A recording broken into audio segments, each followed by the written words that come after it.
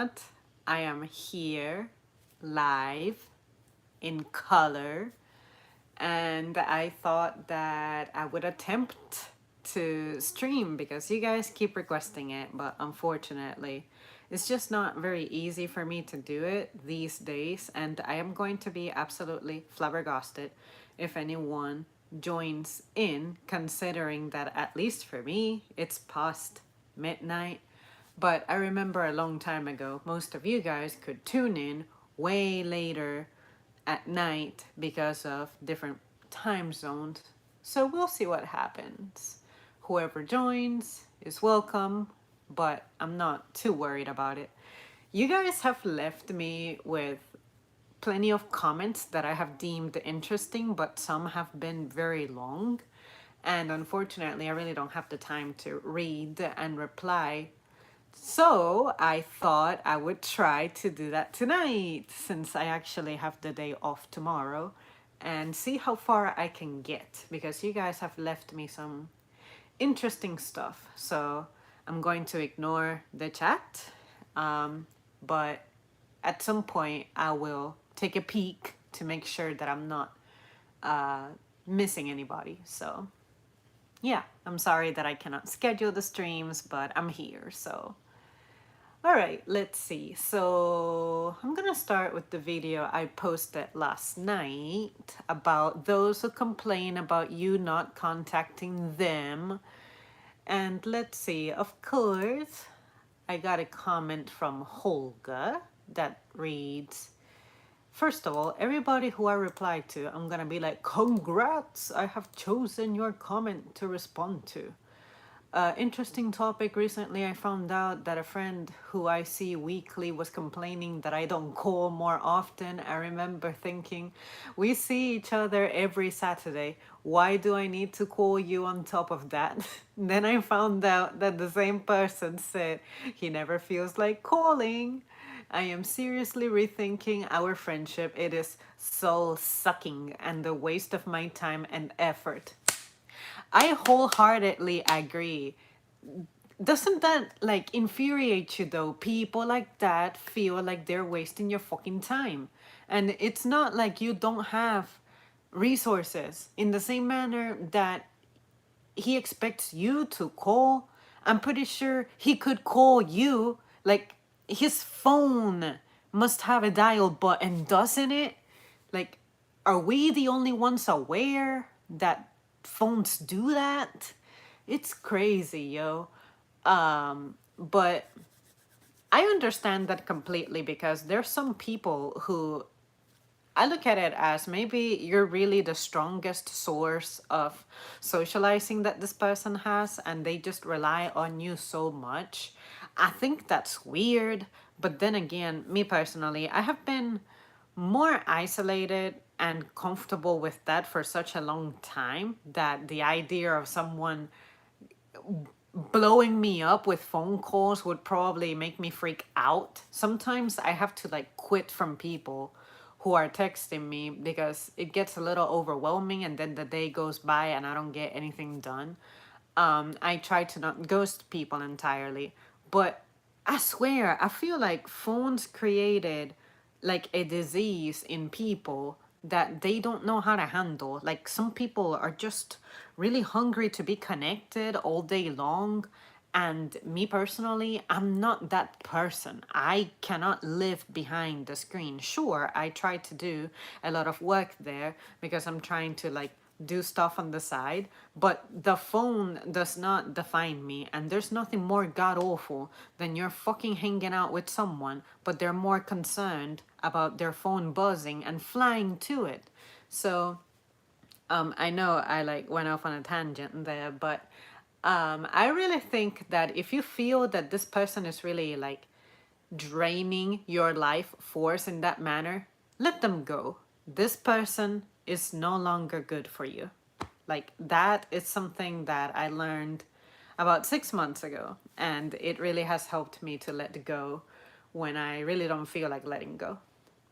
Garuda replied to that video as well and said, I cannot stand when people say, blank always asks about you. Yeah, because I don't have a phone at all. Right? That's exactly what I was saying. I agree. Your phone has the ability to receive in the same manner that it can output calls. So why are people tripping in that regard? Let's see. The Linux, yes, replied with some Americans love drama and are messy. They like to stir things up because it gives them the attention they crave. Part of it is fear of rejection and or intimacy. I wholeheartedly agree with that. I actually said that a second ago, that I really think that these people really need attention on another level, and some of us are not designed to be giving attention at that level that these people need. But I can understand that rejection sucks. I mean, one of the greatest pains in my life actually comes from rejection. Like, I was rejected by my dad. I have been rejected by guys before. And, like, trust me, it feels like a stab to the heart. I get it. I understand it. It sucks. I wish none of us had to deal with any of that. But it seriously does come off like a cultural thing at this point, because as an American, when I read shit like this and I think about the folks I know who are from other countries, they never talk about these things. They didn't, I guess, suffer from the family breakdown quite the way that we have suffered it. And that is sad. It's fucking sad. There's no other way to describe it but fucking sad. Because now we're an entire generation that has to heal from that. But how do we heal from something that we have never quite gone through before, like this? I mean, sure, families have been broken during the course of history, but I'm talking about that nuclear family breakdown as well as the extended family breakdown. Like, I don't feel like we're progressing in that regard. So, I don't know. That it's really worrisome, but I feel like that fear of rejection and that lack of intimacy has led people to really do stupid things.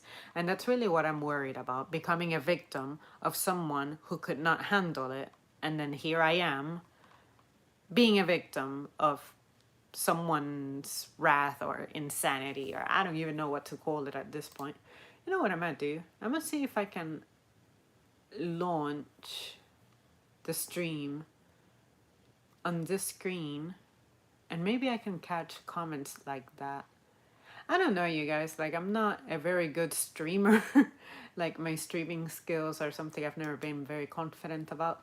So I'm trying to figure out what my options are here to maintain a smooth oh, and then YouTube has changed so much. Like, I joined YouTube back in 2007, and I remember how it looked like back then, and it's got nothing to do with what it has evolved into, which I'm grateful for. But some of it is just scary because I feel like it has layered up in complications, and I don't think I'm ready for that.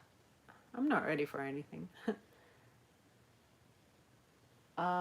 Let's see. Just in case this decides to be loud, I'm gonna like turn down the volume, because I don't know if I click on my own stream if it's going to like show me talking, because there's like a delay. Okay, there I am. Yep. Okay, so I'm gonna pause myself. Can I see the comments from here?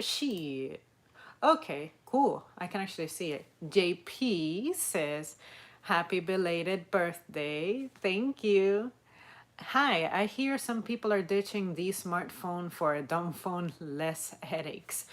I have heard of people saying that actually, that they are actively trying to go back to older phones, I guess, because they find it really distracting, time consuming, complicated, outright dangerous to be so like addicted to their smartphones. So that actually makes a lot of sense, come to think of it. Welcome to live chat. Remember to guard your privacy and abide by. Shut up. Shut up. Oh, oh, you took me out of the stream. Oh, that makes me so sad. I don't know how to make that little window get out. I'm gonna have to play with my streaming buttons. So you guys, please don't mind me. Like, this is just not a format I'm used to. Okay, so I'm gonna leave it alone. If I see something like flashing on my phone, then I'm going to open up the chat and take it from there. But yeah, I'm gonna go back to comments. And let's see. I'm just gonna drop a hello right there for Red Miko or Michael. It was never established how I'm supposed to say his channel name. When it comes to buns, I think plain is usually better because I want to taste the food, not the bread. That was Holger 3 days ago on my Starbucks chicken maple butter and egg sandwich. That sandwich was such a letdown. I'm not gonna lie. I'm just not very into that honey in chicken taste. I just find that weird. It leaves like a weird aftertaste. So but I'm definitely not getting that sandwich again because that freaking patty, man, it just came like straight from a grocery store, frozen chicken patty stuff that I remember having as a kid. Those are just not fun, so we ain't gonna deal with any of that. Let's see.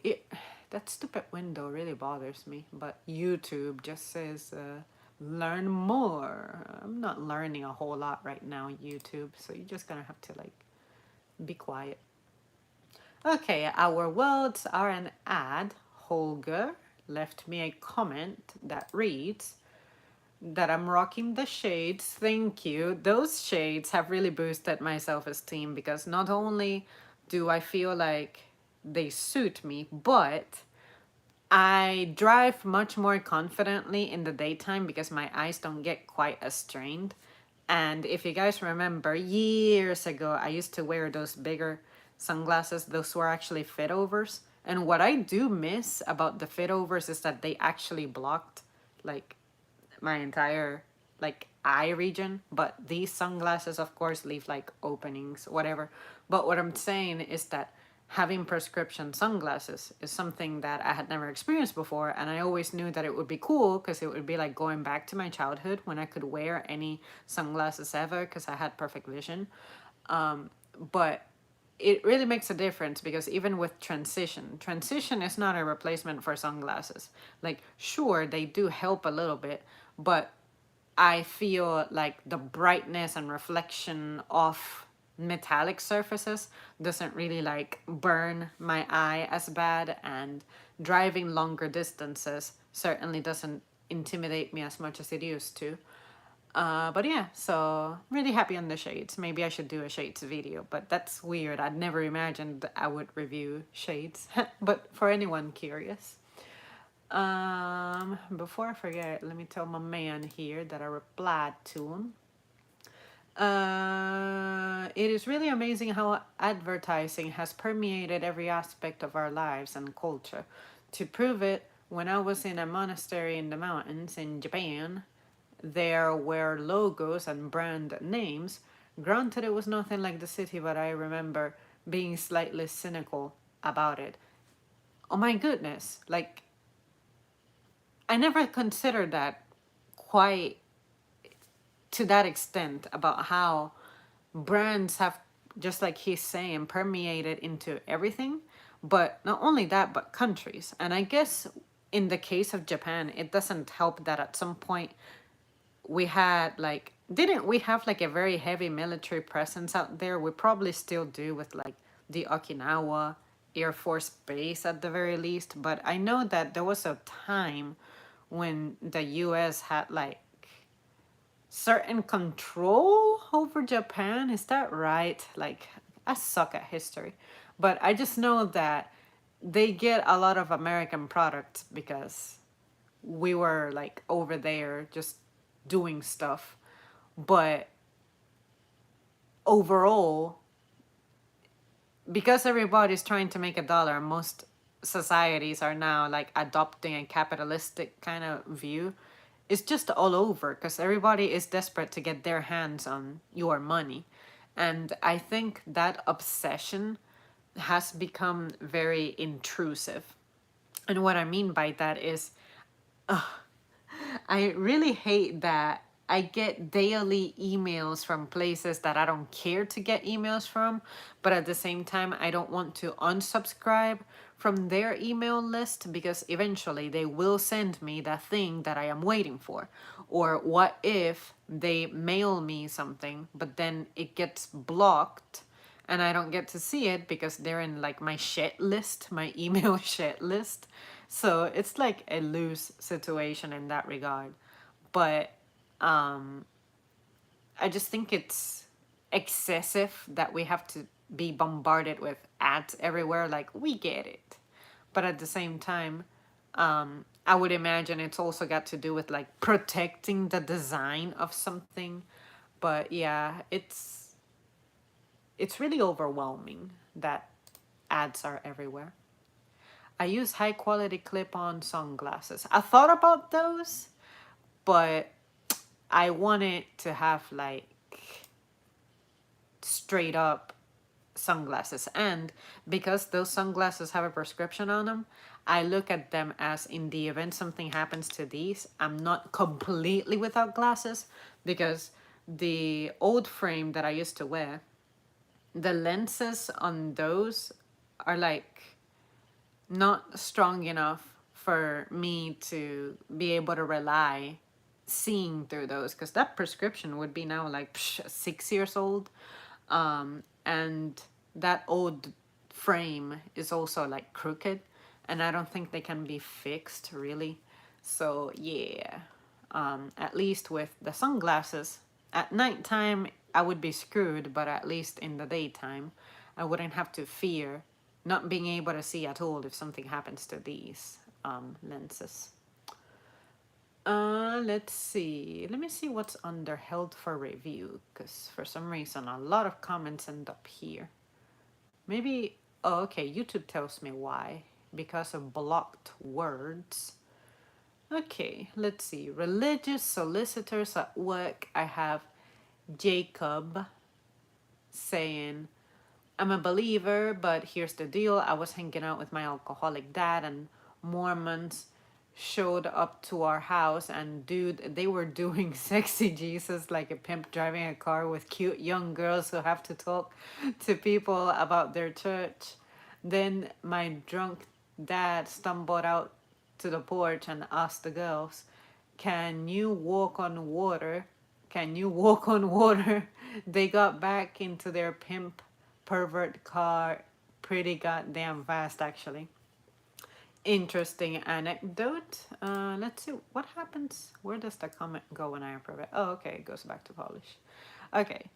Um, let's see. I'm gonna let him know that I selected his comment to be responded to. And yeah, when it comes to the Mormons, I really am grateful that at least where I have lived at, I have not had any encounters with them. I cannot say that I see religious canvassing quite as much as when I was a kid. I'm not sure if there are laws now that prevent that, or if, say, this being an apartment complex, that's just not really a thing. But I cannot say that I'm well versed in who the Mormons are. We just have so many things going on. Like when I am out driving and I notice churches, I realize that I really don't know that much about them. You got so many kinds. Like, shoot, what are the kinds that I see? You know what? Let me look it up. Types of churches. I think it's worth searching, but I'm telling you, I see so many churches with different names and it just gets extremely confusing. Let me see what I get. Uh, uh, uh, uh, Orthodox, Protestant. Is there something called like Presbyterian or something? Lutheran. Yeah, like that type of thing. Like what? I mean, how many different beliefs can there be within, I guess, the Christian classification? Because when someone says, "Oh, I'm a Christian," it's like, okay, you're a Christian.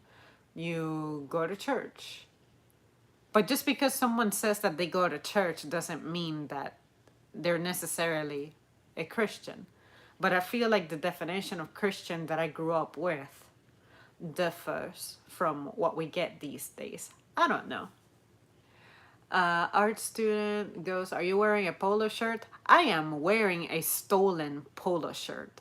This was actually my brother's. Like, I literally have like this spaghetti top, spaghetti strap top underneath this, and then I said, fuck, if I'm gonna stream, there is no way that I'm going to wear that. So I just stuck my hand in his closet, and whatever I touched, I just whoop, made it slide out of the hanger, and that's what I put on. He's not here, he's not gonna care. And this is a size small too, so even though it's small because it's for a guy, it's like huge on me, so whatever. But yeah, I'm wearing a polo shirt. And I'm wearing literally the same thing that I wore last night. So it kind of looks like I made that video and transitioned into the stream and I'm talking to you guys from the past. It just happened to work out that way because I remember that because I only took like a few minutes shooting that video last night, I said, this shirt is not like dirty enough to be thrown into the laundry. So when I hung it back up and I decided to stick my hand in there again to grab another shirt, it happened to be the same. So I thought, okay, let me finish wearing it, contaminating it before I wash it. So it just worked out. But yeah, when it comes to like Mormon stuff, I really don't know what to say. But I just know that religious solicitors, I don't want to sound mean or like I don't tolerate them. It's just that y'all just have the worst timing in the world. Like, don't bother me at work. Just don't bother me at all. But I don't expect you to know that looking at me on the surface that I would be bothered by such a thing. But I just wish that you could, like, I don't know, scan some kind of QR code on my forehead and just know beforehand that that type of thing is not something that I'm down for. But anyway, just remember, guys, when I say shit like that, it's because for me, whining about it, complaining about it is kind of like half the fun. Because there was a time in which I would never say anything bad or share negative thoughts, but now it's like, it's so fun though. And that's what some of you are here for. So, whatever, just humor me. Let's see. You guys seem to be reacting pretty well to me whipping out my crown again. And you guys, I gotta disclose a little secret about my "Why Are We So Bad at Resisting Storms" video. I shot that video last year, actually. I think it was actually, it was either August or September, October of last year, and it sat on my phone waiting to be edited. And I was editing it like back in the day. What I mean by edit is like making it shorter. Like anytime that I like stutter or I mispronounce something and then like say it again, and you know, like those jump cuts, that's me correcting an awkward pause or something. Well, I don't know what it was about that freaking video that it's not that I wasn't confident about it. It's just that editing it was painful. And I knew that it was sitting there. And it's only 10 minutes. Like, I can edit a 10-minute video in probably like 20-ish minutes, counting saving it and formatting it, whatever way I need to formatting it, and then start the upload. But but it was strange. It was the one video that I really had to push, and it took me an entire year to get back on it. So if I look kind of weird or suspiciously different, that's what happened. But it was also a topic that at the time I felt like maybe I didn't project my message as I felt it. So when I first started editing it, that's when I got that vibe. And then I said, I'm gonna sleep on it for like a week, maybe 2 weeks, maybe a month, see how I feel about it. If necessary, I'll shoot it again. But no, it just sat there. I should know better than to be like, I, I, I'll redo it. I'm not a redoer. Like I just don't do that type of thing. So I'm just happy to see that it's first of all gone from my phone, finally on the channel, but also that like when I watched it through prior to beginning the re-editing, because I deleted the original editing I had going on for it, I was happy to see that it actually did reflect what at the time, for some reason, I felt wasn't reflecting well. But yeah, so you guys seem to be doing all right with seeing the crown being re-implemented, and I wish I were wearing it now, but I gotta tell you guys a secret, and that is that that thing actually gives me a headache. And it's possible that maybe I ordered something that was not really standard sizing. Maybe it was one more for kids, but I don't think it was more for kids because I swear, like, I got it from the like adult section. But yeah, wearing that thing is not fun because maybe the shape of my head or something is not compatible with it. Or maybe I just have to wear it a little higher in my head. I don't fucking know. I just know that it gives me a headache. So that's why I don't wear it very often. So anyway, rambling about the crown is over. It's really a tiara, but yeah, I should do a video about that thing too, just review accessories. I realized that's something I don't do often. But anyway, now I feel embarrassed because someone, what is that username? Starker 99 says Princess Zam. Let's see. Let me let you know that I'm replying to you. Important topic, crown on. I know exactly what you are talking about. It's from a fear that worries about depending on others. Men usually experience this fear because they have always been disposable and on their own. That I can understand because some guys who I know, especially the single guys or even the guys who are taken but they still have like a single mentality, I guess it's because you guys tend to be the ones who like gotta build things up, and that is what determines your worth or something. I'm not sure how to put it, but basically, it's like saying nobody wants to be with anybody who's like struggling and doesn't have anything.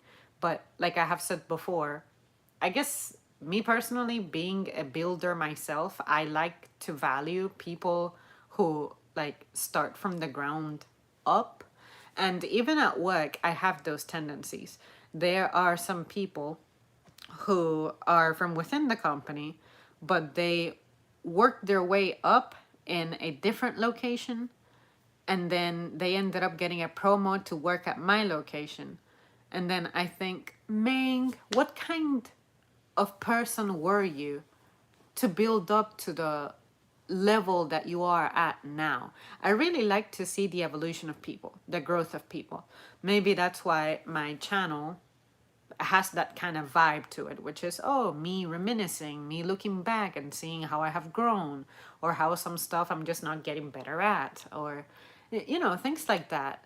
I like to hear the story of how someone got to where they're at, because I know that there was a cost behind that. But most importantly, I like to be able to see it with my own two eyes and possibly contribute to this person making it. But immediately when I read that line of usually men experience this fear because they have always been disposable, Like, I never look at guys as disposable, but I understand where the sentiment comes from. Especially in modern days where we have like these like gender wars or something. But I had to learn the hard way that there are people out there who do feel this way. That fear of depending on others. And all I have to say about that is that whether we like it or not, we're always going to depend on each other. Whether you have a lot of money, whether you have your resources put together, you still need someone out there to like wake up at fucking 4 a.m. and go somewhere so that your commodities are still running. Just to give you an example, you may not know the person directly who is responsible for ensuring that those things operate, but you are part of the community still. The only difference now is that we have grown in numbers so much and expanded so much that we don't really get to have like a face to face kind of relationship with these people anymore. And that's one of the things that I say about my job. It's like the people who make decisions that affect my livelihood, my job, my benefits, my schedule, I never get to see these people. And because they don't see me either, they don't attach a face, a story to the name that's on the paper that's being impacted by this decision they're making. That disconnect. So I really think that's where this comes from. This sentiment of men are disposable. It's more of a disconnect that has taken place in modern days. And people are undoubtedly suffering a lot as a result of that. But not a lot of people, I guess, the culture that we have, which is hustle and hustle and hustle, you come back home too fucking tired to be able to think about how you're thinking. I feel like we're too tired to think. But I also don't blame people for falling victim to that particularly, because when you're fatigued, trust me, thinking hurts. It has happened to me. But yeah, I really think it's sad that we fear being dependent on one another because we don't trust each other.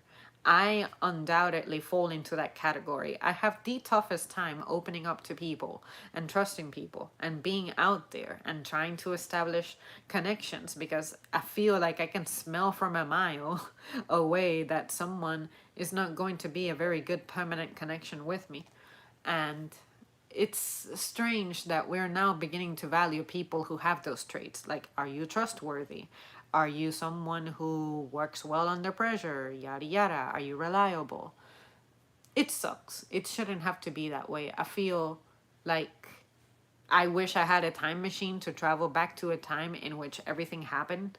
Because you ever think about everything that we have just been born into, like, say, highways? That was a collective effort. Some people died during that, but we didn't see any of that.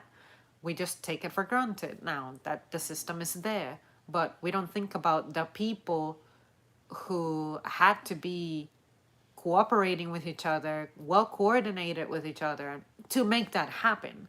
So those things to me are incredible, but I think that most people take it for granted so much that you don't find it incredible because you were born into it. You don't remember a time without that. That's why I say I cannot imagine not feeling like I cannot depend on anyone because I'm more used to depending on people than not depending on people. Even if my number of people I depend on is extremely small, I'm still grateful for that. But some people find it daunting for some reason.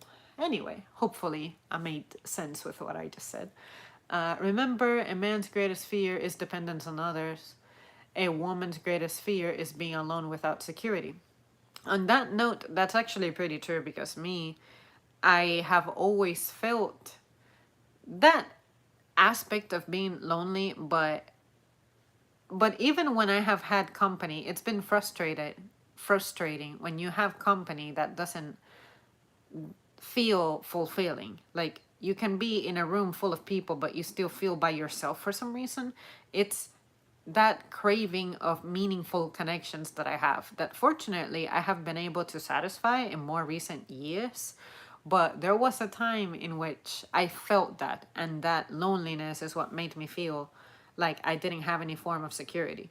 But now, at least, that a lot of that has improved, it's like, yeah, sure, security is awesome. And you know why, as a woman, our fear is being without security? Because we're fucking weak. I'm not afraid to say that I have severe limitations physically, mentally, emotionally. That's why you guys exist. You guys exist to complement that. But this society is trying to convince me that that is wrong, that I'm supposed to like hustle away and be at the top of the food chain and pretend that I can be self-made and all this goddamn bullshit, because these people are being influenced by people who have been grossly privileged from the start. I don't get to say that I come from an overly privileged background, but a lot of people don't want to see it that way. They want to see it as, well, you're a fucking loser if you don't make it. But nobody wants to talk about the support that is needed, how parental involvement that's effective is actually pretty darn helpful and all that. But whatever, that is a topic that we can save for another time. But I will always say it. I understand my disadvantages and I am not ashamed of them. I hope to be assisted and helped and protected from them. But at the same time, if I am receiving assistance and protection, I like to be able to give back somehow. And what better way to give back than being grateful, respectful, and also offering myself in which ways I can help the people who are helping me. So that's the way I look at it. If you're doing me a favor, I remember that shit. And I try to find ways to return that favor somehow, even if it cannot compare in value to what you give me. I would hope that you wouldn't reproach me for that. But some people wouldn't be able to see it that way. But whatever. What matters is that I like to be a giver and expect nothing in return. And a lot of the folks who I happen to be really tight with happen to look at it the same way too. That's how we get along. But some people who do not make it into my inner social circle have not figured that out yet. And I don't have time for them. So hopefully that made sense. Let's see. Let me go back to, oh shit. Okay. Well, I'm gonna read this one and then I'll go back to Held for Review. Under my You Don't Answer My Question customer service video, Holger left me a comment saying, hey there, beautiful. Hello. I appreciate compliments. Let me let him know that I'm replying to that one. Did I tell that other person that I replied to them? Yeah, I did tell him. Okay. I can sympathize with this one on so many levels. Many of the clients that I counsel have no clue as to what they want. We do this 10-page assessment that asks very specific questions, and I still get vague or almost non-existent answers. These are grown men, in all caps, and they hem and haw and almost always don't like my answers or solutions. I honestly think, how do you get through life? I think maybe their indecision is why they are where they are. You know what? Indecision is something that gets a lot of people, because me personally, I don't like it when I'm indecisive. And unfortunately, that's something that happens to me a lot. And it's because I may have scatterbrain tendencies when I'm overwhelmed. I think every single human goes through that.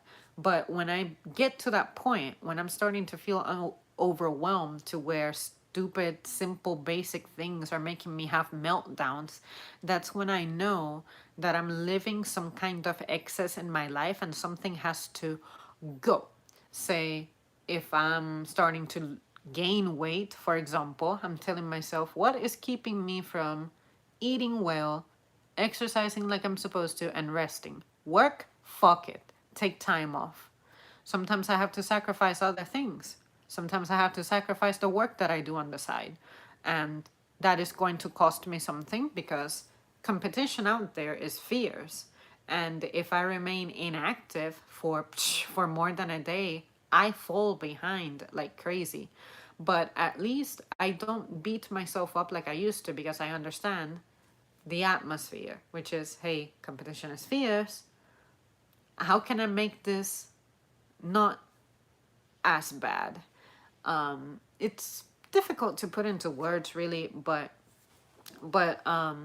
indecisiveness is something that I'm not gonna lie, I tend to be really bad with. Sometimes something as stupid as making a video is something that I overthink. Sometimes it's like, is now a good time? I'm outside. And that's why most of my videos end up being shot in my car. That is because I'm taking a break from something. Say I just ate and I'm resting for a little bit and I remembered an idea that I had. I look at my clipboard and I'm like, shit, I have like 7 minutes that I can see myself spending making videos. I like making videos, that type of thing. But sometimes making those little ass decisions feel like my life depends on it. And at that point, that's when I know that when did I become this person, this monster who like doesn't have control over anything. But that's when I know that something is overwhelming me and something needs to like just get out, be dealt with. And it's usually work or just me not having space. And what I mean by that is sometimes even when I'm by myself, there's so many things looming, so many things going on that I'm processing in the background that I cannot escape from, that may be out of my control due to, say, a deadline, a date that something will be available for, but it's something that is incredibly inconvenient to wait for, things like that.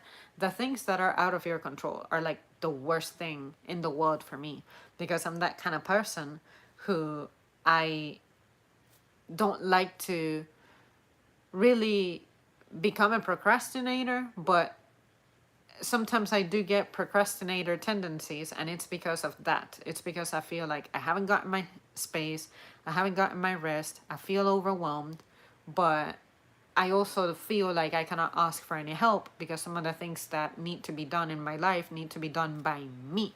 It's not like at a job when you can be a part of a team, you can be a manager and be like, sure, you take care of this, you take care of that, and the other.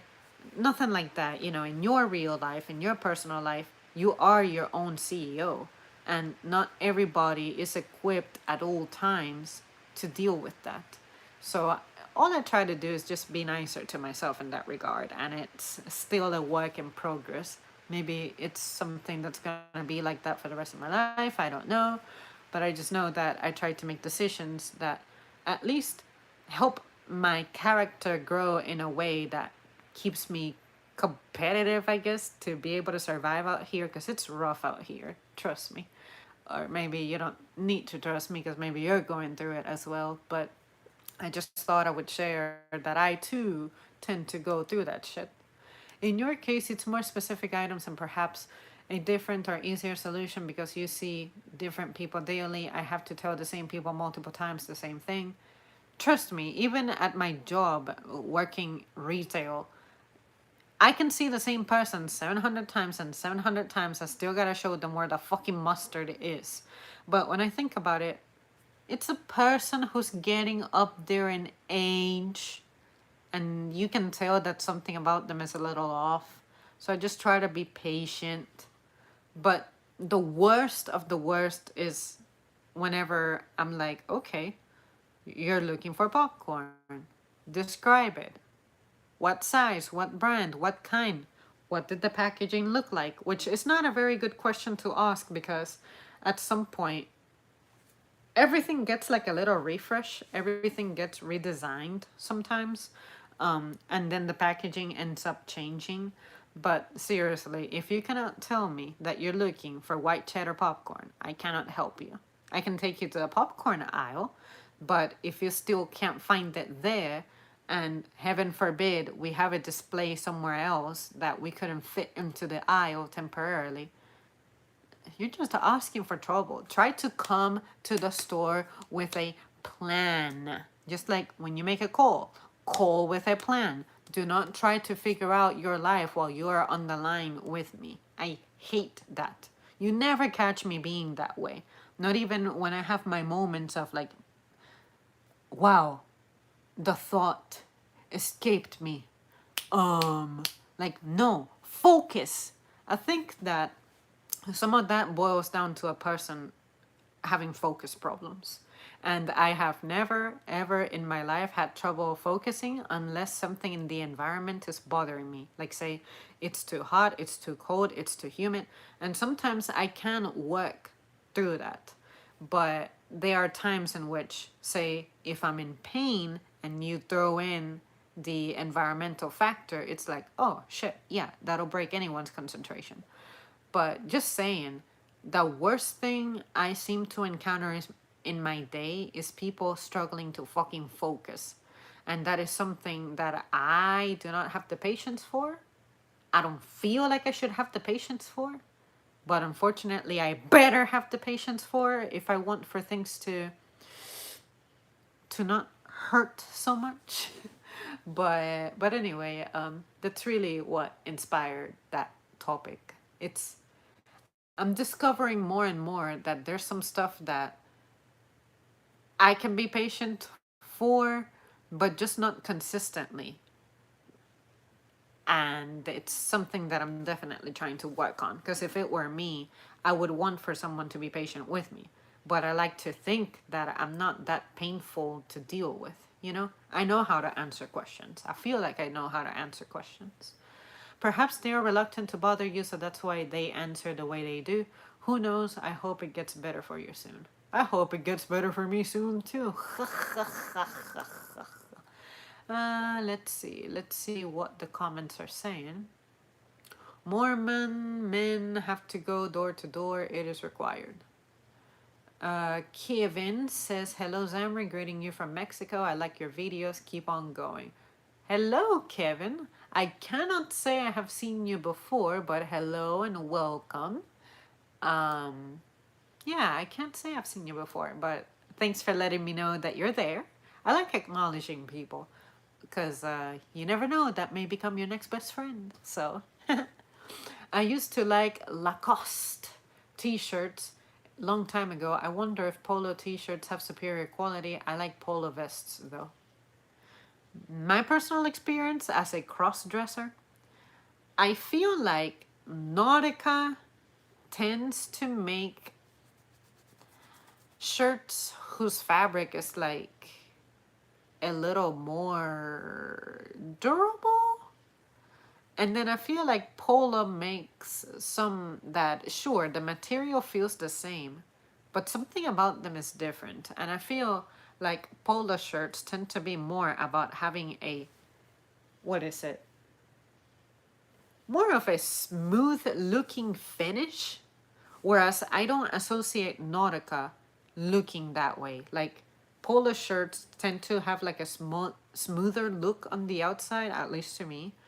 But I feel like Nautica shirts tend to be more like for outdoor sporty purposes, if that makes sense. And then Lacoste. I don't have experience with those. But they must be all made about the same, like same kind of material and all that. But what I have observed is that I have never had a Nautica shirt like really like rip on me, but I did have a polo shirt that started having like snags and a little bit of pilling here and there, which pilling tends to happen more from washing. But yeah, I would bet that Nautica would be like the better one to be out there like roughing yourself up or something. But maybe it's my imagination. Do not take that as fashion advice. I can only speak from experience. Jordan says, hi Zamri, I miss you on live. It's been a while. Definitely. I really don't mean for it to be this long in between streams, but life has definitely changed for me, and I only can think about how to make a living. And unfortunately, that keeps me away from the channel. But hopefully, stuff will turn around and get better, even in the midst of stuff going crazy with like prices going up and all that. Like, I never lose faith. So no matter what happens, I'm never going to let go of the channel, and somehow I'll find a way, even if it's like one video a week.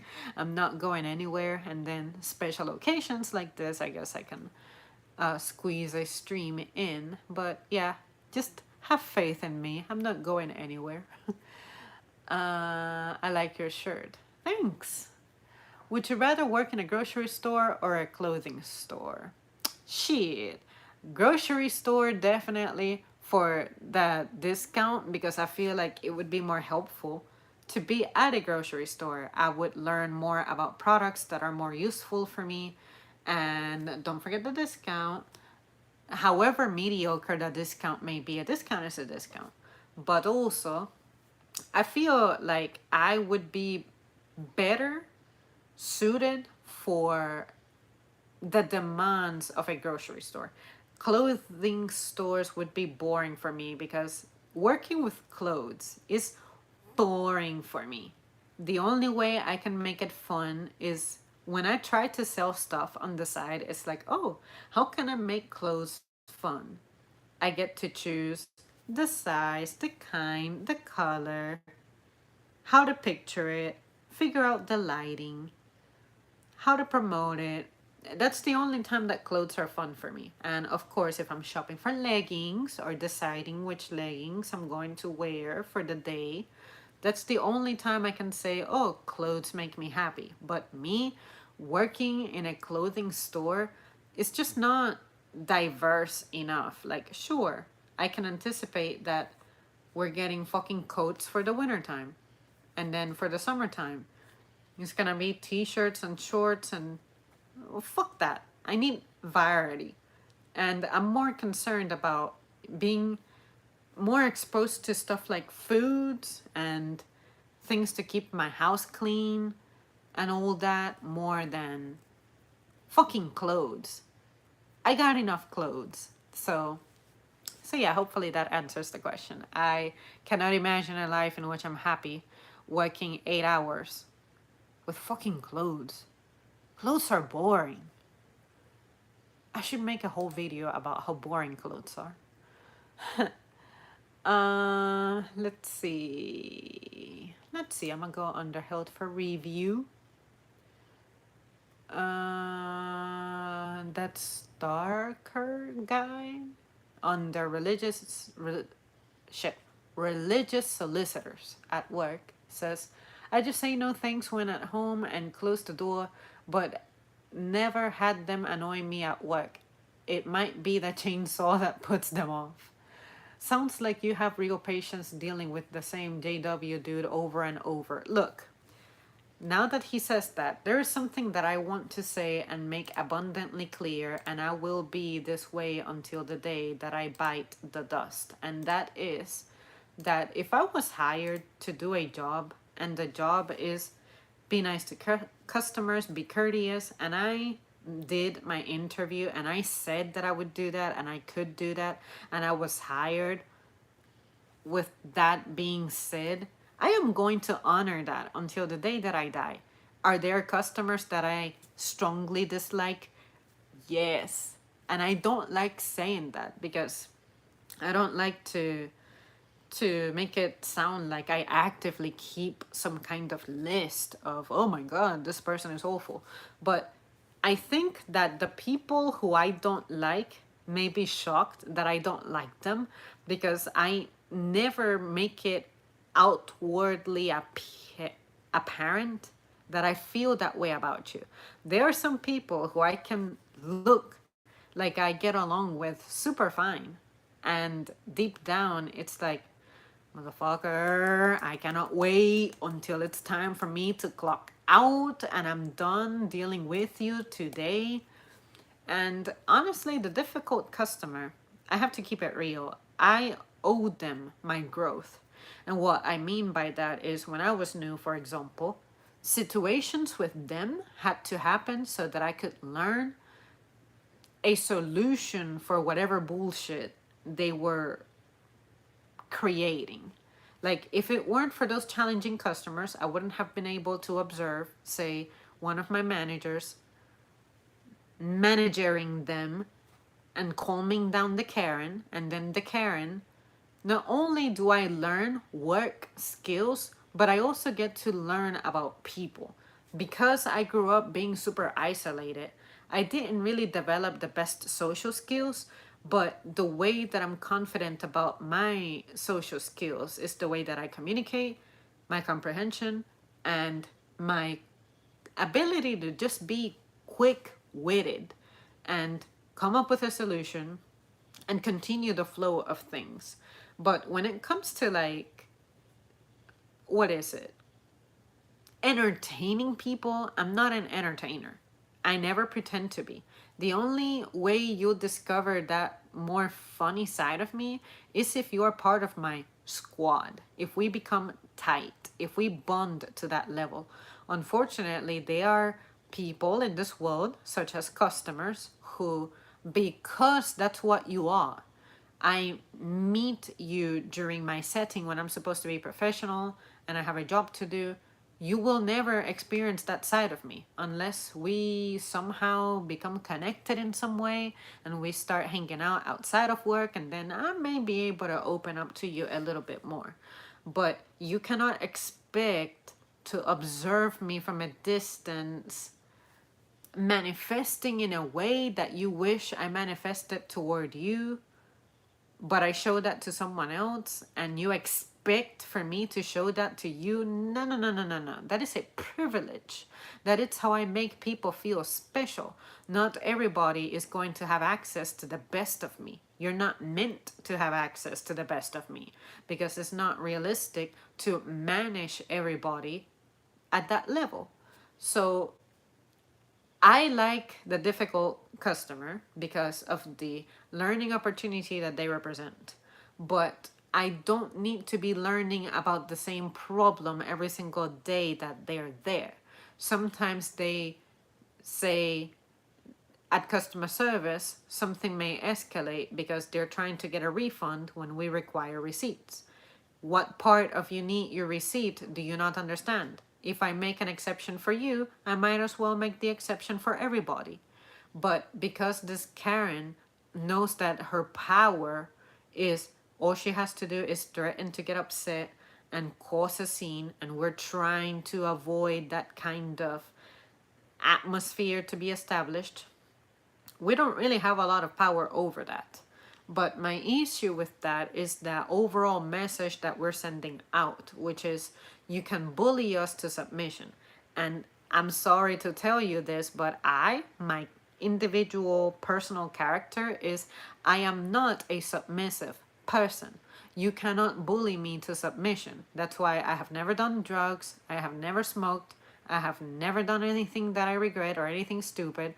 Why? Because the influences have been there, but I know how to be a firm person. But I feel like part of what makes my job challenging to me is that I have to let go of me being firm like that sometimes. Like, I'm a person who I can be 100% by the book. If we say receipts are required for returns, nobody, absolutely nobody, will get a return made without the receipt. But unfortunately, I can get management to come to customer service and they will override, like, what is it? Undo my decision of, we'll bend the policy, we'll break the policy for this fucking Karen. So then I'm thinking, what is the point of establishing this rule if it's breakable, if we can bend it? I feel like we're punishing the good, honest customers. But the good, honest customers, I try to take care of them in my own little ways. But, I just hate that. I really hate that in a situation like that. I feel like my education as a worker is being destroyed right before my eyes. You make me do this training, but when it's time for me to apply what I have learned, which I can do because I'm firm and I don't submit to fucking bullies and all that, at the end of the day, that's not going to matter because you're going to decide to let it slide for this person, you know? So that is the thing that I am being worked on. And I don't know how I feel about that, but at least I know that if it were my house and I have children and I'm disciplining them, there is no way that they're going to manipulate me. And I feel like modern parents have issues controlling their children, and it's because in an effort to get them to shut up, they submit to what the kids do. So I look at the Karen as a giant ass kid, a woman child. And I'm like, no, you're not going to control me. I'm the authority here. But then I get other people who tell me to submit to this person's fucking grown ass crying. And I refuse to do that, you know? Because I don't want to create a pattern of I'm demonstrating that you can bully me enough to submission. I wasn't born to submit, period.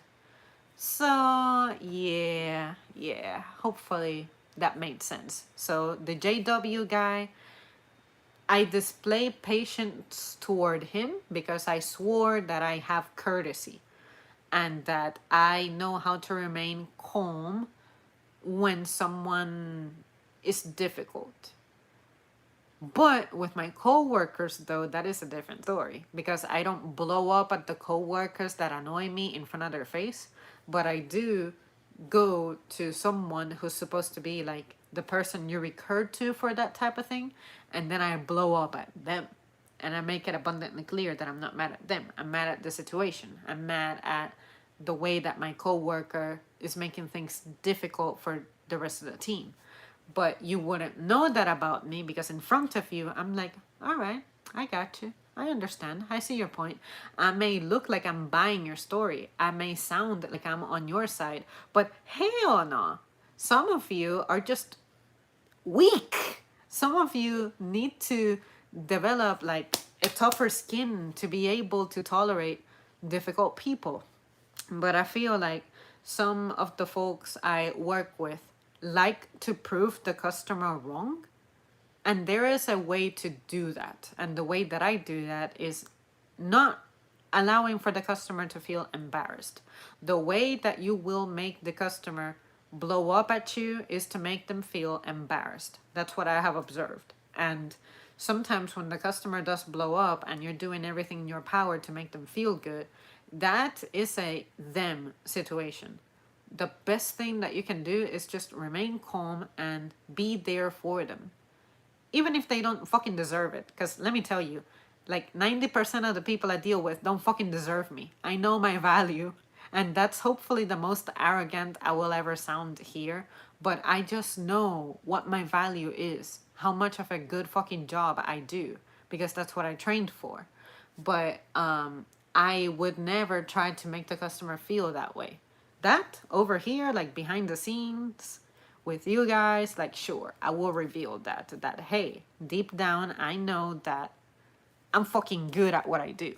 But I don't want the customer to feel that because I have that skill set or whatever, that I'm not going to be there for them.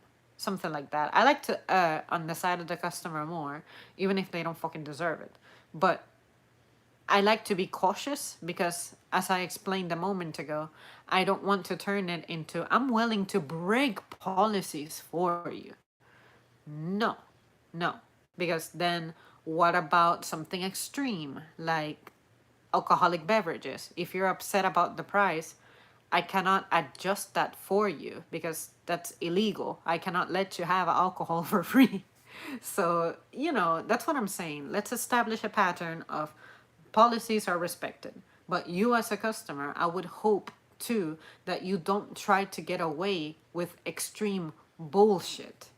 That's when I tend to have issues with customers. When they really, really, really manage to convince my management to get away with something crazy, then I think I cannot imagine aspiring for higher positions here because, again, I want my authority to be respected.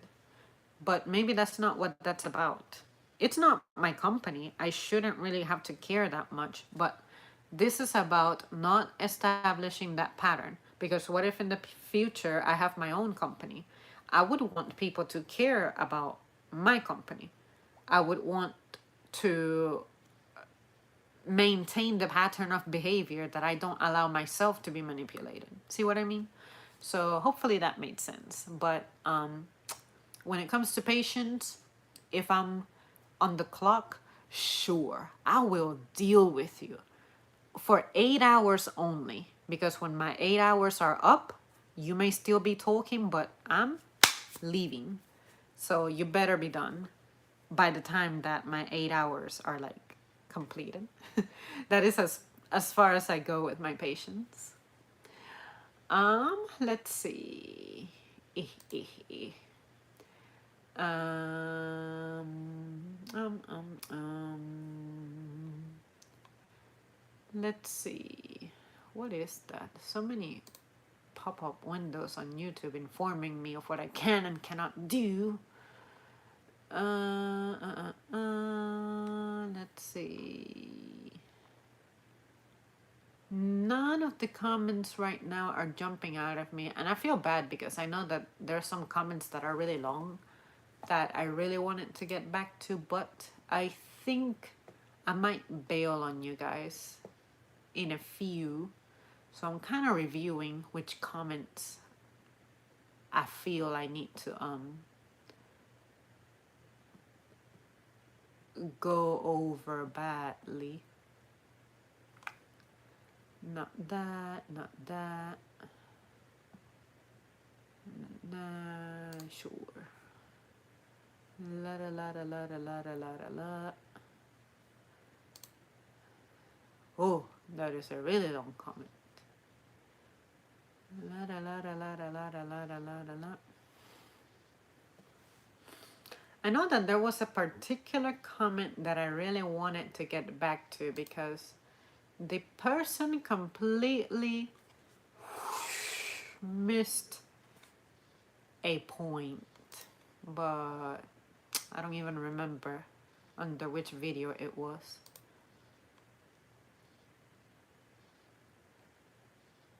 It's kind of coming back to me.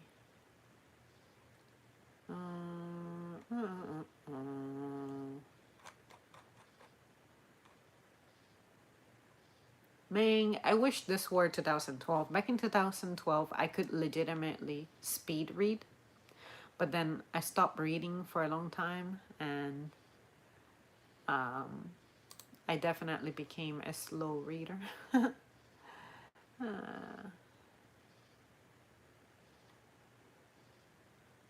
Let's see. I might be getting close to it.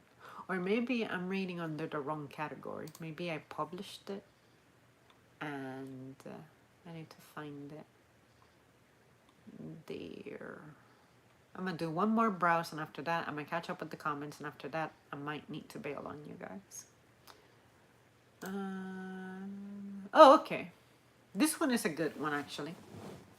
Under the customer with tendencies video, I had Frank tell me, that's why I like Amazon Prime, store self-checkout, and phone order app. I live in California and I can purchase liquor in a self-checkout line, and all the females have attitudes. On the note of attendance and stuff, people having attitudes, I can guarantee you that if you were to somehow stumble upon me, you're never going to catch me with an attitude. I can be in pain. I can be miserable from my personal life. I can be dealing with all kinds of demons. But you, as the customer, you would never be able to fucking tell. But the people who have said to me, you need to smile more while I'm working, it's like you caught me at a time when me smiling was not a thing that needed to be happening. I wasn't addressing you. I wasn't talking to you. Like, if you had been, you will definitely see my semblance change. But you expect for me to just be like showing my teeth the entirety of my time. That's just not realistic. But I understand what you mean about finding, especially the females, having attitudes. Me personally, most of the time, especially when I go to restaurants and I'm at the drive-through, I get treated so much better by the guys than the women. I'm not trying to say that women consistently give me bad service, because especially at Starbucks, I get better customer service most of the time. The only time I had bad customer service, it was maybe 2 times ago, when they messed up my drink and I felt like they were mad at me that they messed up my drink. And I was letting them know. They didn't even say sorry, and when they gave it back to me, it was still wrong. But after that, I just gave up and I left. But the other time that I truly got pissed off is when I had to wait because someone decided to put my sandwich like aside, as opposed to trying to find me and being like, hey, we have a panini sandwich here. Is anyone waiting on a panini fucking sandwich? But instead, you were able to call everybody else's names, but mine intimidated you, and you decided to just give up on it. That pissed me off, because you could have handled that way differently and better.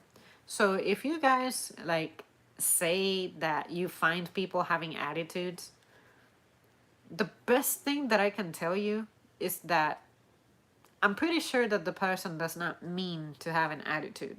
They're probably being treated badly. They probably got bad news from the job. Like, the worst thing that's been happening to me lately is they have cut my hours like crazy. How the fuck can you fathom cutting the hours of your workers when we're in the middle of a fucking recession?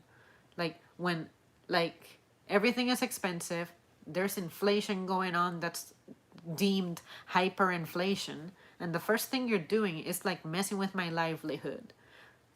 Maybe that person that you're encountering that had an attitude is probably a single woman, which is a decision that they made. You know, they made a decision to have kids. Maybe they were not prepared for that. How do you determine how to be prepared for a kid? But I find that most of the females I know who tend to have bad attitudes, they either had a divorce, their kids don't like them, something is happening that is leading them to be that way. I don't think that they naturally have an attitude problem. It's more of you are stressing them out because, as I was describing earlier, something is overwhelming them, and not everybody is well equipped to deal with being overwhelmed. Me personally, the way that I deal with being overwhelmed is I come home in my intimate setting and I break the fuck down. Like, you guys are fortunate that you probably will never see me having a full blown meltdown. But when I have a meltdown, I shut myself out. I shut everybody out. I like ugly cry to the point that I dehydrate myself. I probably lose 10 pounds every time that I cry or something like that. And I'm miserable and I'm shaking and all those things. Maybe this person who appears to have an attitude is trying to appear outwardly strong so that they don't have a fucking meltdown. But that's just me, of course, trying to like speculate on what leads a person to have an attitude. There's infinite reasons why someone may have an attitude. But if you're opting for skipping the human interaction, just know that I understand it, because I too, if I can help it, I avoid interacting with the person. But the reason I do it is because I know it's realistic to do so. I always go to a human run register when I have big orders. But if I can help it, at my place, I don't go to self checkout. I have never used self checkout because I work customer service and I don't have any problems speaking to everybody from the customer service squad. But you, as a customer, I think just like you. When I go to other places, I prefer to go to self checkout because I know that I'm not going to need any help. I came here with a plan. I know how to help myself. If I cannot find something, I can chase somebody down to help me find something, but I am perfectly capable of helping myself. Because, say, when I shop at places that do have self checkout that I opt for using, I only have like a handful of things. I never use baskets. The only times I use shopping cart is when I'm buying Dusty's litter and I need to buy, say, maybe 2 or 3 sacks because for some reason I'm going to be away, or we just need extra for whatever reason. That's it. But yeah, if you find that people tend to have attitudes, especially older females, I also feel like where they might be at, they may not be getting the support that they need. And most of the time, those problems come from home. I don't go to Home Depot anymore because the employees follow me because they think I'm a shoplifter or have attitudes. I just order what I need on Amazon, even if it's more expensive. Amazon is something that I really don't like to discuss because I really don't like the direction that they're going. I feel like they really want to control and own everything. And I don't agree with that. I think that there's some stuff that they should just stay away from. And I don't mind that they have innovation in their mind. But unfortunately, innovation that they're implementing seems to be hurting a lot of people. It may be helping some people, like, say, the convenience of having things delivered overnight. But I think it has become a game of developing impatience and anxiety in people, because I find that we live in such an on demand now type of society that our attitudes are being damaged. And that's the thing that I feel like Amazon is psychologically altering the way that people have expectations. And I think that is a very dangerous thing. And I also don't like how they treat the sellers within their own market thing. Like that stupid fee that they have to pay. I don't think that you as a small business should be penalized for using them as a medium to get their stuff sold, but you have to like pay. I like the websites that you can have your inventory sitting there for a while, and even if years go by, you don't have to worry about having to pay for renting the website to post your things to sale. I don't know like how to phrase it, but I just know that I'm not a fan of Amazon. I only shop there maybe 3 times a year, and it's because I have exhausted my physical options, like the stores I can walk into and look for my thing, and then it's like, fuck, I have to use Amazon. But outside of that, I would never say I'm going to use Amazon because I'm trying to avoid a person. When the 2019 and 2020 events took place, since YouTube is sensitive about the wording that I use, when that was happening, I did not rely on online shopping. Like, I still had to show up to my job. And going back to the question from earlier, would I work at a clothing store or grocery store? Working in a place that sold a variety of things actually helped me. So I valued the place that I'm at for that reason. When a disaster happens, it impacts me incredibly minimally. Whereas if I had been at a clothing shop, maybe it would have gotten shut down, and then fuck, here I am unemployed. So that's something that I didn't have to worry about, fortunately. Let's see. I have 3 daughters, and when they were in the teens and 20s, men would all flirt.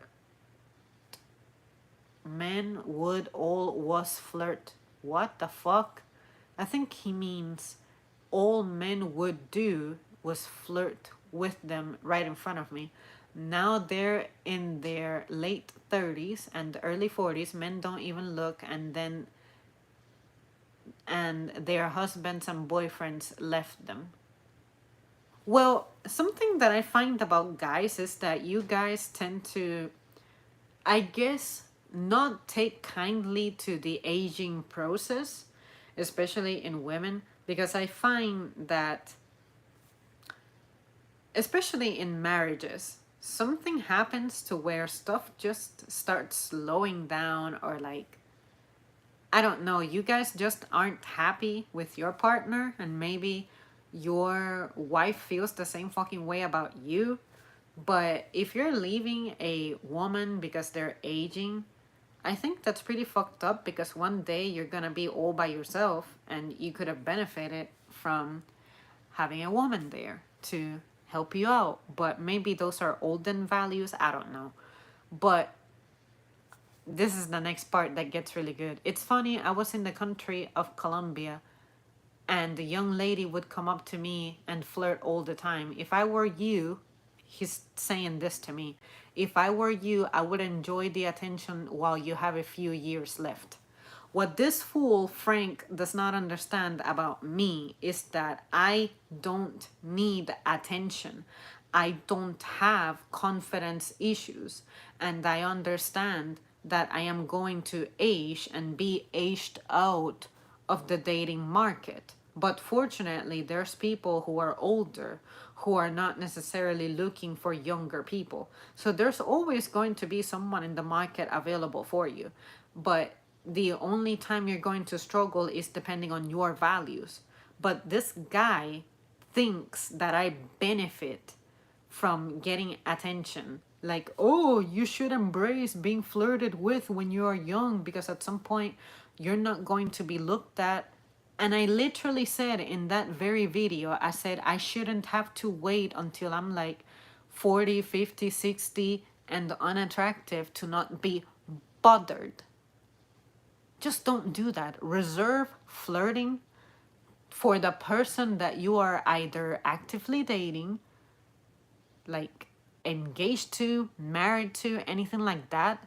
But I just do not appreciate people just flirting with me, because you're not respecting my status. You're not respecting the fact that I am seeing somebody, and even if I weren't, I don't like to participate in that type of shit. Being flirted with does nothing to me but irritate me, annoy me. It's like a bug biting down on me and sucking the blood out of me. I hate it. I've never been an attention seeker. I've never been someone who craves attention like that. Do I like men? Sure, I love them. You guys are fun. You guys are great. You guys are strong and funny and handsome and all that. That is fantastic. But you would never know how I feel about you, because I'm not going to actively tell you unless we have like an incredibly deep like friendship connection, in which I can sense that it's a good time to tell you that, to boost your confidence if you're going through something. But for me to just casually go up to strangers and start bullshit like that, I'm not going to do that, and I don't want people to do that with me. So you just need to trust me that even if I'm aging and 20 years from now, not even the flies are landing on me, I am going to be happy that way. But for some reason, maybe this person is accustomed to females who complain that they're not getting attention, or maybe he's been surrounded by women who lack confidence. And I'm here to tell you that that is not a problem I have ever had. Even when I was genuinely ugly growing up as a kid and a teen, I never felt that way. And it's just weird, because I feel like people like him who make comments like that, what is it, tend to perpetuate the self-confidence problems that people have. You're contributing to the problem. You're creating the problem. And you're even talking about your daughters like that. Like, oh, their husbands and boyfriends left them. Maybe your daughters were abandoned by the men in their lives because you were a shitty father. Have you considered that? I don't know what led to those men leaving them, but if it was because they thought that their daughters just got too old or something, you taught your daughters to settle down with men who had shitty values, as opposed to men who are like, you know what, my wife is aging, but I'm aging too. We're in this together. I married her and I will like obey vows. It is possible for you to be a shitty enough parent to where you set up your children for failure in their own relationships. You as an individual need to be responsible for the decisions that you make, of course. But I also feel that parents have a lifelong commitment to ensure that their children are in a good path. But there are ways to go about that. But I really think that this guy is secretly like one of them fathers that maybe he wasn't even there for his kids. I would be surprised if he was actually involved with his kids, but who am I to say that? I will never meet this person.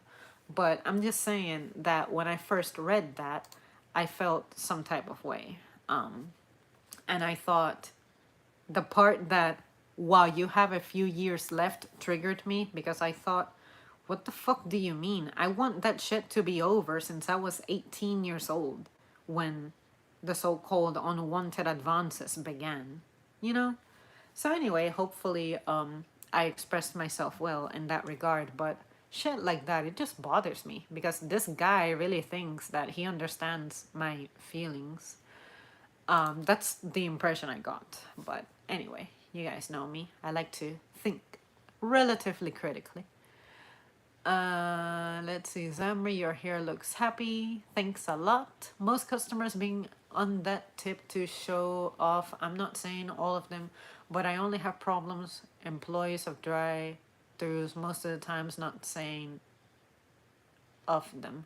I too struggle with drive-through employees, which is probably my most frequent interaction, but at least most of the time the places I go to, they tend to be pretty good. But occasionally, depending on where I go, like say I feel like places like Popeyes and Bojangles, they tend to have like the poorest quality on the drive-through, but not always. It's just that maybe it's the nighttime crew that's just extra because it's the end of the day. But usually my bad customer service experiences on drive-throughs tend to be at nighttime at those places. McDonald's is a hit or miss, but most of the time it's a fucking miss with McDonald's. But I want to say that back in the day when I used to go, Chick-fil-A had a good drive-through customer service. Starbucks, as I described earlier, most of the time they have good customer service. But you know, the world is not perfect. You're going to get people who, what if they're new and they're scared as fuck of you?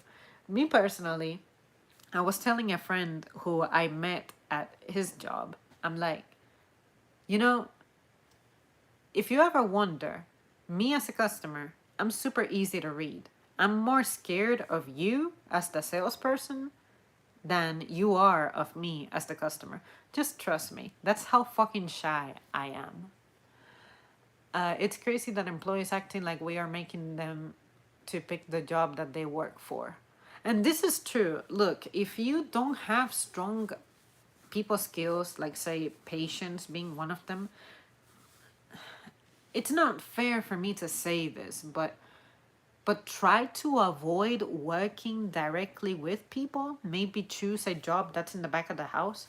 But sometimes I feel like people choose that position even though they're not best fit for them because the job might be easier, and some people don't really want to be out there working hard. They want to like make money but not work hard. I'm not afraid of working hard, but I think it's an issue of drive. Learn to have passion for the job. Do you think I'm working at my ideal job? Hell no.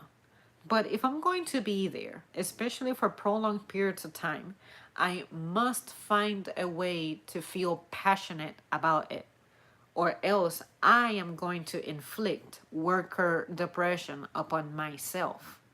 So somehow you gotta figure that out about yourself. How can you make this thing that you don't enjoy enjoyable so that it's bearable and survivable?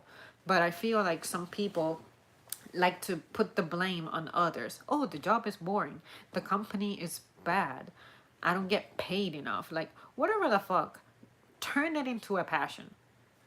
There's no way I could be good at my job if I didn't find the passion on it. I may not 100% enjoy the social aspect of the job, but I enjoy what I'm physically doing. I enjoy, say, when I'm cashiering, I enjoy learning codes. I enjoy running the register. I enjoy seeing how quickly I can knock out a line. I enjoy asking the customer if there was something that they needed help with, like say you have a lot of fucking boxes of, I don't know, heavy things. Is there some way that I could maybe call somebody? Even management would be happy to help you. We'll find someone to help you with this shit. You know, things like that. I like to be able to read people and make their days better, even if it's in that littlest of ways. But if you're not that kind of person, avoid working with the public. But I don't like to say that because most of us don't have options like that. That's how we end up in jobs like that in the first place. But with those entry level jobs disappearing, I cannot help but wonder what entry level jobs are going to look like now. If those that we associate as traditional entry level jobs are beginning to disappear. Is it going to be like the whole working behind the desk on a computer type of thing? That would suck because the people that I see coming in who are like young, y'all lack skill. Imagine if we completely cut that entry level experience that give us a certain degree of skills. That's another thing that I have issues with Amazon about. There's some stuff that I feel like they're killing that shouldn't be killed. And I would say that the way we look at entry level jobs would be one of them. If you were going to sell something, would you use eBay or another site? I have never sold on eBay, actually. So to answer the question, I guess I would say another site. But what I can say is that I tend to be a better seller of things in person than online. I give much respect to people who work in customer service. Safe human interaction is a masterful skill. Oh my God, I'm not even going to lie. You know, the major gun issue we have? We're sitting ducks. Every time we're working in like a public setting like that, we are nothing but sitting ducks. And I'm not saying that I show up to my job with fear, but in more recent times, it's definitely become a threat, more of a possible reality. And that's really, now that you phrase it like that, safe human interaction. That's definitely in the back of my mind now. And I hate it. I feel like that's the last thing I should worry about. Like, oh, my job now has this threat that is an uncontrollable factor. But when it comes to successful and safe human interactions, I cannot say I have been assaulted at the job physically. I do know of people who have been assaulted by customers before. And that's something that I wish we could discuss further because I'm not sure how both parties really handled it. I'm not sure it was really the most effective way, but the problem is because that was unprecedented, I'm not sure what a proper way of handling that looks like. So I wish that the company were a little more transparent about that, but I'm pretty sure they're never gonna go over that. Hello Zam, I saw you're streaming but can't stay. Have a good night. Catch up with you soon. I appreciate that, Jimmy. People are being more happy of working at DoorDash more than fast food restaurants. Yeah, when you're working as a driver of that type of thing, you're like your own boss. You're working at your own time, your own schedule. So I undoubtedly see the appeal of that. What I wouldn't find appealing is finding myself caught in traffic or at nighttime. You have to be really mindful of what time it is and what side of town you're going to be hanging out at. But, you know, just don't live your life in fear. I remember older woman was hitting on me so many times I stopped going to her store for a while at the dollar store, but now I can go now. For me, if you guys remember the story that I shared years ago about the worst person I ever met, I think it's what I called that video. That happened to me. This was a guy who was like a 50 something year old messing with me, and I was like super, super, super young. Like, leave me alone. It's weird that old people try to like prey on younger people. I'm not saying that it's not possible for younger people to feel a thing for older people, but I think that as the older person, you have a responsibility to recognize that this person is in a, I guess, what they call impressionable stage. Fortunately, I was the kind of person who I never quite had the impressionable stage. I have always been like very like analytical, realistic, and all that type of stuff. So I was always aware that those things will happen. And I guess that's why I can say that I have never been a victim of being taken advantage of. And sometimes I see these young girls coming out with their little stories, like the Woodstock Festival thing. I watched pieces of it, like the Netflix documentary, and there was this woman saying that the men were disrespecting the ladies. And I'm thinking, you ladies were topless. What the fuck did you think was going to happen? You were begging for trouble. But if I say that, it's you're blaming the victim. But there's steps that the victim could have taken to reduce the likelihood of that happening. But there was more to it than that. There were drugs involved, the weather was bad, organization was bad, the people were offended, that everything was expensive, yada yada. Like, it was not just, oh, the men were just like preying on these people like out of nowhere. I'm just saying that if you do not want to be disrespected, maybe try to avoid crowds, avoid drugs, so that you have full control of your body, mind, soul, and senses, and can get yourself out of those situations.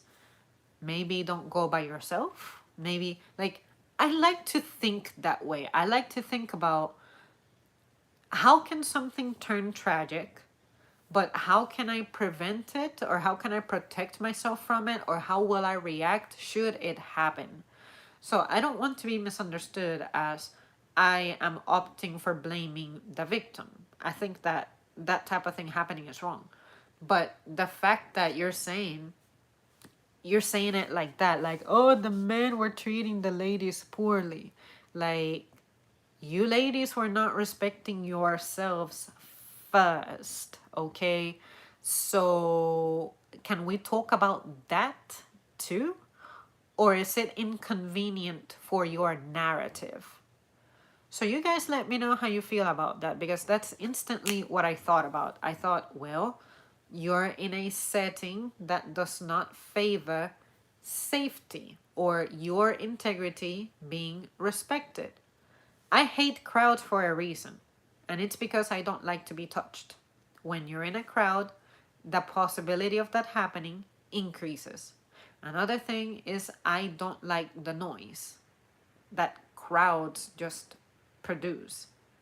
What do? I avoid them. But that's what I'm saying. I feel like people do not like to be responsible for their decisions. And then you want for other people to be held accountable when you were, I guess, handicapped mentally by something. You want other people to take care of you, but you failed at taking care of yourself first. How is that other people's responsibility? That's the perspective that I'm trying to present it from. But, you guys are welcome to like share your opinion on that. But really, that's ultimately the way I'll always look at it. Like, your victimhood can only go so far. And when I heard this lady say that, I thought maybe I'm missing her point. But what I was observing up until that point was that people were not respecting themselves. They were drugging themselves. They were exposing themselves to a crowd that was just humongous. I mean, how much do you really love live music? Like, I guess because I don't relate to that, that's not something that brings me pleasure, then I cannot see it the way they see it. Maybe that's what this is about. But because I have always known that my body is like super sacred to me and no one gets to touch it, then maybe that's why I overreacted to her line of her saying she felt disrespected. I can say that no man ever has physically disrespected me. And I think it's because of the decisions that I make that allow for that to like keep me safe. I feel like I have done very well at taking my safety and my responsibility into my own hands. Am I immune to the dangers? No, of course not. But I'm saying that I feel like I can do a very good job at minimizing the risk. But what I saw in that documentary, the footage being shared, I was like, these kids are not taking their safety into their own hands. Even when I was their age, like the age that they were when, like in 99, I wasn't behaving like that. You know what I mean? So anyway, that's what I'm trying to convey. Let's see. I know how you feel, Zam. I've been there before. When older women hitting on me makes me feel like they just wanted me to make them feel younger again, to mock the younger women. That is so true. I have heard numerous times of people who get, how can I say this? Like relationships where there is a massive gap, say a 20 something dating like a 50 something or a 60 something. Usually what I hear the older person say is, when I met this person, it was amazing. I got like this new energy. I felt young again, this, that, and the other. I resent them saying that for one reason, and that's because you already had your youth, you already had your prime time, but I feel like you're snatching that chance from this person. But at the same time, it's the responsibility of the 20 something to realize that, because if you are that young, you should have a sense of that type of thing. Like, I cannot imagine me getting involved with someone who's extremely old like that, because I'm thinking of it as, this person is already established. This person already has had a family. This person has already had committed relationships. Maybe he had the real love of his life decades ago. And I'm going to be possibly fighting a ghost? Or say, I'm going to have to be emotionally or even like financially sharing my man with someone else? How is that fucking fair on me? I deserve someone who can dedicate themselves to me and establish something with me. But if you have been married before and all that, you cannot lie to me and be like, oh yeah, I'm excited about this, with the same kind of excitement that accompanies the first time you go through that process. I'm pretty sure that if you were to have a child with me and this is going to be your fifth kid, you ain't gonna be excited about this mug. The only thing that might make it exciting is that you're having it with me, but you can't lie and be like, hooray, another mouth that I gotta feed, another stomach I gotta fill up. Like, hell no. Be honest. That's not cool. That's not fun. You're going to miss a certain aspect of your life. Maybe you're going to wish that you had a little bit more money at the age that you're at. You know, little things like that. I like to think about those things. Maybe I could genuinely meet an older person who hasn't even had that much experience or something like that. But what I'm saying is that, especially you as an older person, time is not doing you any favors. And I don't think it's fair that I am going to be predisposed to running into the challenges that time naturally brings. And I'm going to be at an age when it's not really fair for me to be experiencing those things. That's what I'm trying to say. It's like child labor. There is a reason why that is no longer acceptable, because like a child's childhood is being robbed from them. That is a time that you don't get back. You know, like that's how I look at that type of relationship dynamic. Like, you really shouldn't make those acceptable because you're taking something from this person. And before I start coughing, let me do something. Woo! Goodness gracious.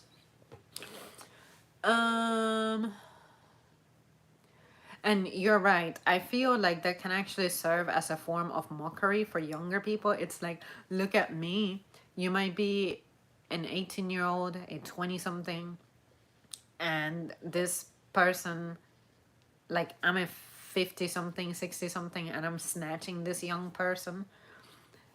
If I were you, you would need to question that person's intentions. You're an old ass person chasing after me. Why? You gotta look at yourself as a trophy for that person. Even if that person has like the purest of intentions, you just gotta be suspicious. James Smith, hello. Just tuning in. How are you? Hope all is well. What's funny is I was saying that I was gonna bail from the stream a few moments ago, and a few moments ago was probably like an hour ago, but I'm still here. Good to see you. All is as well as it can be. I'm not gonna lie. Like, there is a lot of stuff going on in my life that is super awful, but maybe I'll tell you guys about it, but I don't think I will. But if I change my mind, you'll find out about it. But there's some stuff that I would rather just keep to myself. That's true, Zam. It's crazy. Imagine me dating older women with grown kids same age as me. I cannot do that. That would be fucking bizarre. And that actually happens out there. Like, there's people who have kids who are the same age as me. And then, like, you see this relationship dynamic. Don't you feel weird? Like, you're an old ass person dating someone who's the same age as your kids. That would weird me out. I think it's normal to be weirded out, right? I don't know. I don't know, you guys. There's some stuff out there that I'm just grateful I don't find myself in that situation. That's all I have to say. All right, guys. This is it. It's real. And it's happening. I'm going to bail on you guys now. I had fun. It was great. It was nice catching up with some of your comments. And I would like to say that I'm going to come back to streaming soon, but there's no telling what the future is going to look like for me. At least, the near future. But just know that I will continue to upload videos at whatever time I can. And I will always keep them varied. Like, most of the time food videos are easy for me to make because sometimes I'm like, oh, I don't think I have reviewed this before, or this is new, and I can kind of do those on the fly, and they're pretty fun to make. Like, as I'm eating, I get to say something. But yeah, like, I have a bunch of other random topics that I think you guys would find interesting to discuss. Just know that there's stuff pending and your girl is not going anywhere. So, as long as I'm alive, I will continue to be present on the channel. Nice to see you live again. Thanks. I have to get up at 5. Enjoy your evening. Whatever time zone you're on, I hope it's not super, super, super late for you. But thanks for joining us. Jordan, JP, art student, James. And yeah, you guys always make streaming feel super cool and special because you guys are like so chill and nice to interact with. So I couldn't have asked for a better, chat crew. So just know that it means a lot to me as well. So, all right, I'll see you guys soon. Thanks for watching.